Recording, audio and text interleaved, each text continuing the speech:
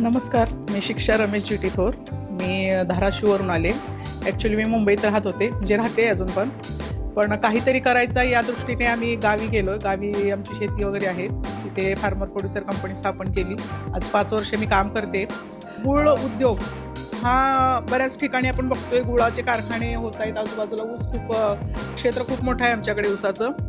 ते करत असताना बघत असताना असं सरांचा एक व्हिडिओ बघितला आणि बरेचसे कारखाने बंद आहेत.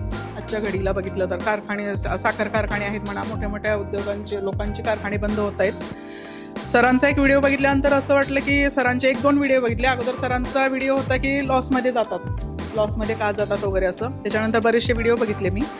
मला कुठेतरी एक असा कॉन्फिडन्स आला की एक मराठी उद्योजक काहीतरी करतोय. आणि बरेचसे सरांचे व्हिडिओ बघितल्यानंतर असं वाटलं की नाही, सरांना कॉन्टॅक्ट करायचा आहे. मग सरांच्या व्हिडिओमध्ये कॉन्टॅक्ट नंबर होते, मी कॉन्टॅक्ट वगैरे केला. ट्रेनिंगचं कळलं. ट्रेनिंगचं ताजमहलला ट्रेनिंग आहे हे कळल्यानंतर अजून आनंद झाला की शेतकऱ्यांसाठी ट्रेनिंग एक ताजमहलला सरांनी अरेंजमेंट केलेली आहे आणि ते खूप चांगल्या पद्धतीने झालेलं आहे. मी पहिल्या वेळेसच ताजमहलला आलेली आहे, इकडे ताजला.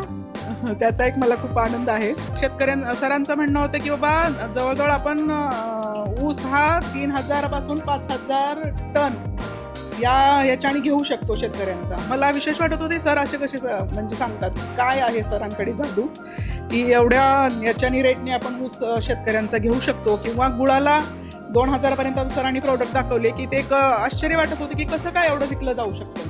पण आज खरंच सेमिनारमध्ये ऐकल्यानंतर सरांची जे ट्रेनिंग, बारीक जे मुद्दे होते, सरांचं मार्केटिंग आहे किंवा जे मॅन्युफॅक्चरिंगपासून कंपनी कशी उभी राहायची, त्याच्यामध्ये आपण काय काय गोष्टी बारीक लक्ष दिल्या पाहिजे, स्वतः त्यामध्ये ट्रेन कसं झालं पाहिजे, ह्या जेव्हा गोष्टी ऐकल्यानंतर असं वाटलं की नाही, आपण करू शकतो.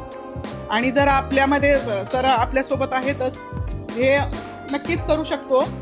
जर आपल्याला करायची इच्छा असेल किंवा पुढे जायची इच्छा असेल, सगळ्यांनी मिळून जर करण्याची जर एक आज जवळजवळ मला वाटतं 20-25 लोक असतील आपण इथे, तर सर्वांनी जर मिळून एक प्लांट टाकायचं वगैरे जर म्हटलं, किंवा प्रत्येक एका जिल्ह्यामध्ये जर सरांच्या मार्गदर्शनातून एखादा प्लांट झाला, आणि नक्कीच शेतकऱ्यांना मदत होईल आणि शेतकरी याच्यातून थोडासा तरी बाहेर निघू शकेल. खूप खूप धन्यवाद सर.